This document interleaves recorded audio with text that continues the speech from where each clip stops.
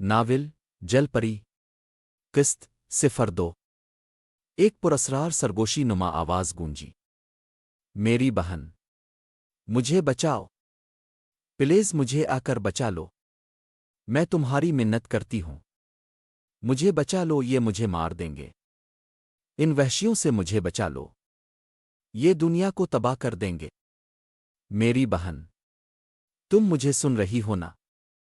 مہرین، مجھے بچا لو آ کر، پلیز مجھے بچا لو، میں رونا نہیں چاہتی، مگر یہ لوگ مجھے رلانا چاہتے ہیں، میں رونا نہیں چاہتی مہرین، پلیز مجھے آ کر بچاؤ۔ مہرین کے ماتھے پر پسینے کی بوندیں نمودار ہوئیں۔ اس نے کس کر بیڈ کی چادر کو مٹھی میں جکڑ لیا، اور وہ ایک دم اٹھ کر بیٹھ گئی۔ اس نے یہ کیسا عجیب خواب دیکھا تھا؟ بس اسے اتنا پتا تھا کہ کوئی اسے پکار رہا ہے، اور یقیناً یہ اسی کی بہن تھی جو اسے مدد کے لیے پکار رہی تھی، مہرین جس کے لیے اس سمندر سے زمین پر آئی تھی۔ مہرین کو بہت زیادہ گھبراہٹ ہو رہی تھی، وہ ابھی یہاں کی زبان نہیں بول سکتی تھی۔ مہرین نے اپنے گلے پر ہاتھ لگایا اور سوچا کہ اس کا لاکٹ کہاں گیا، جس لاکٹ کی وجہ سے اس کی پاورز قائم تھیں۔ اس وقت وہ اس کے پاس نہیں تھا، اب اس کے پاس کوئی پاور نہیں تھی، نہ وہ بہن کو ڈھونڈ پا رہی تھی اور نہ سمجھ پا رہی تھی کہ وہ کہاں ہے۔ اگر لاکٹ اس کے پاس ہوتا تو وہ 1 منٹ میں اپنی بہن کو ڈھونڈ لیتی۔ مہرین جو کہ ایک جلپری ہے، وہ پانی کے بغیر زیادہ دیر نہیں رہ سکتی، اب اسے شدت سے پانی کی طلب ہو رہی تھی۔ وہ بے چینی سے ادھر ادھر ہاتھ مارنے لگی، تب ہی اسے ایک جگ میں پانی نظر آیا۔ وہ پانی پینا چاہتی تھی۔ اس نے جیسے ہی جگ اٹھانے کی کوشش کی تو وہاں کھڑکا ہوا، پاس پڑا ایک گلدان نیچے گر کر ٹوٹ گیا اور سارے پھول زمین پر بکھر گئے۔ اس آواز سے حیدر کی آنکھ کھل گئی۔ حیدر ایک دم اٹھا اور مہرین کو گھورنے لگا۔ کیا کر رہی ہو لڑکی؟ تمہیں کچھ چاہیے تھا تو مجھے اٹھا دیتی۔ جبکہ مہرین اس کی کوئی بات نہیں سمجھ رہی تھی کہ وہ کیا بول رہا ہے۔ مہرین نے اس کی بات کو نظر انداز کیا اور جگ کو سیدھا اپنے منہ سے لگا لیا۔ جنگلی لڑکی، یہ کیا کر رہی ہو؟ حیدر غصے سے اس پر چلایا۔ تمہارے پاس گلاس پڑا ہے، تم اس میں ڈال کر پیو نا۔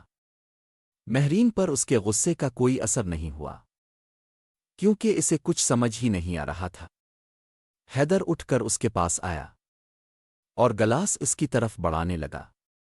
مہرین بس گلاس کی طرف دیکھ رہی تھی۔ حیدر اس کی آنکھیں دیکھ کر مسمرائز ہو گیا، وہ بس اس کی آنکھوں میں کھو کر رہ گیا۔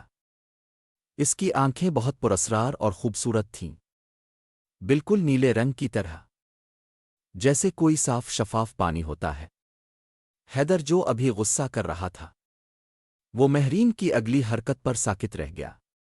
مہرین نے چپ چاپ حیدر کا ہاتھ تھاما اور وہیں بیٹھ گئی۔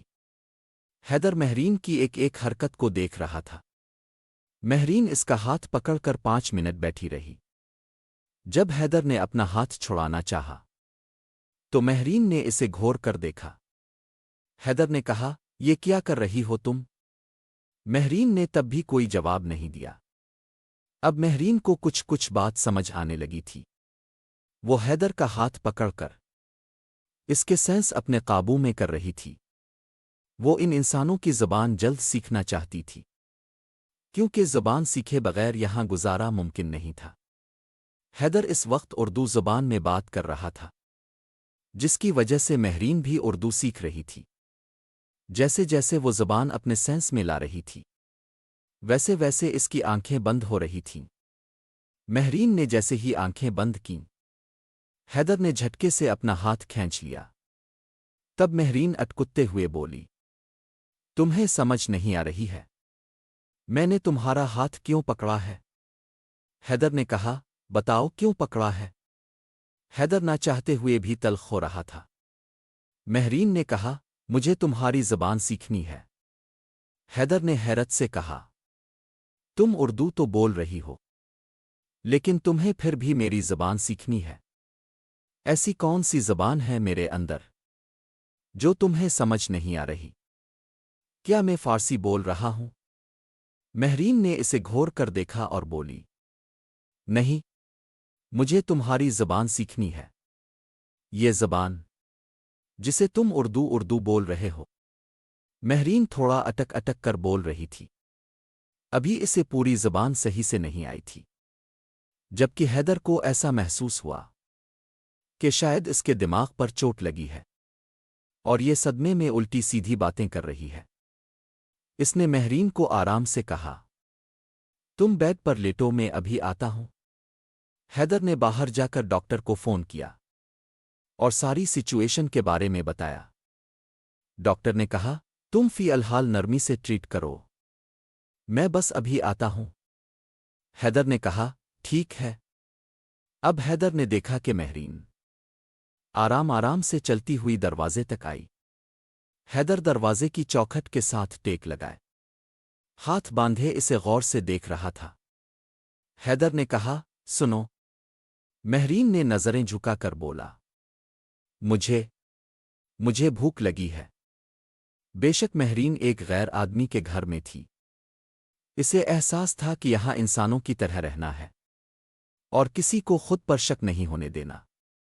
ابھی اسے ایک چھت کی ضرورت تھی جب تک کہ اس کا لاکٹ نہیں مل جاتا۔ حیدر نے پوچھا، کیا کھاؤ گی؟ مہرین نے نظریں چراتے ہوئے کہا، مچھلی۔ حیدر نے طنز کیا، 5 اسٹار ہوٹل آئی ہو؟ مہرین نے کہا، جو بھی اب کھلا دیں۔ حیدر نے کہا، زہر چلے گا؟ مہرین نے معصومیت سے کہا، جی جو بھی اب کھلا دیں۔ حیدر بولا، پاگل ہو یا بن رہی ہو؟ مہرین نے نظریں اٹھائیں اور کہا، اپنے نہیں دینا تو انکار کر دیں۔ یہ کہہ کر مہرین بیڈ کی طرف جانے لگی، لیکن تب ہی اسے پھر سے ویژن آنے لگے۔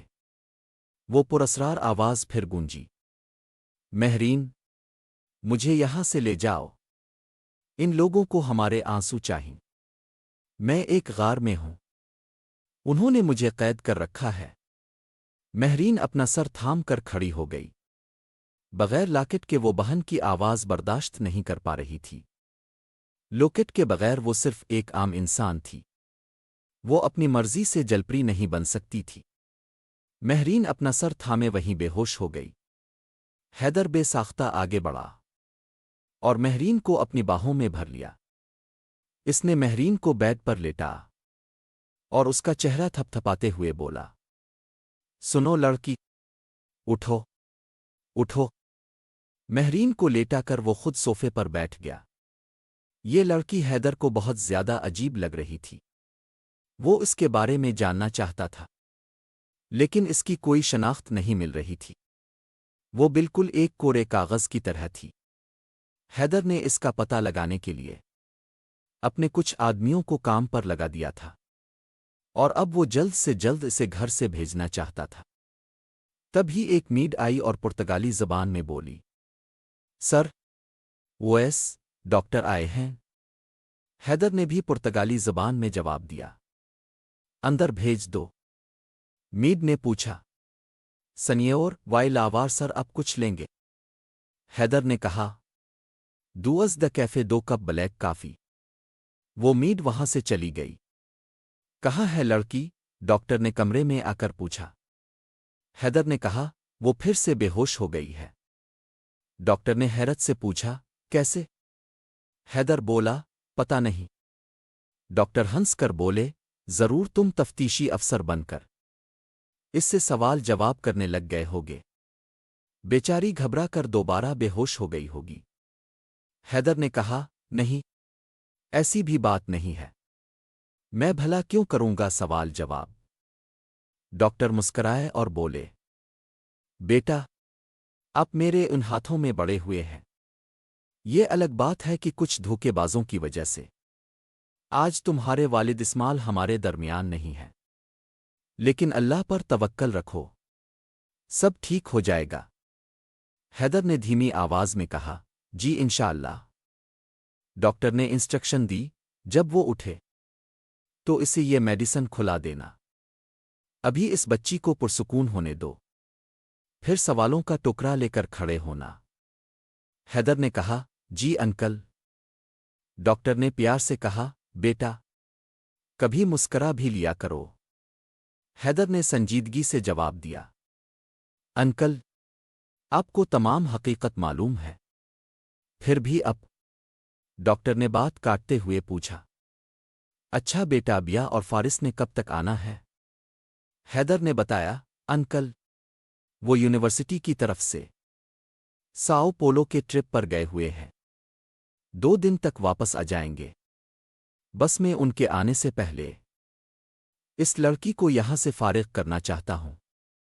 ڈاکٹر نے الوداع کہتے ہوئے کہا، بیٹا تم اطمینان رکھو، بچی کے کپڑوں سے حالت ٹھیک نہیں لگتی۔ خیر کل جب اسے ہوش آئے تو نرمی سے پیش آنا۔ خدا حافظ۔ دوسری طرف ایک خفیہ غار میں ڈاکٹر ڈسٹرویر غصے سے چلایا، وہ جلپری تو روح ہی نہیں رہی جب تک وہ روئے گی نہیں۔ ہمارے ایکسپیریمنٹ کا پروسیس کیسے شروع ہوگا؟ ایک گارڈ نے ڈرتے ہوئے سر جھکا لیا۔ ڈاکٹر ڈسٹرویر نے غصے سے گارڈ کو دیکھا، تم لوگ ایک جلپری کو رلا نہیں پا رہے۔ افسوس، تم لوگ مفت کی روٹیاں توڑتے ہو۔ مجھے نہیں معلوم اسے رلا کسی بھی طرح۔ جو ظلم کرنا ہے کرو، بس اس کی جان نہ جائے۔ یاد رکھنا، تاحیات زندہ رہنے کا میرا خواب میں ہر حال میں پورا کر کے رہوں گا۔ مجھے اب کوئی نہیں روک سکتا۔ جاری ہے۔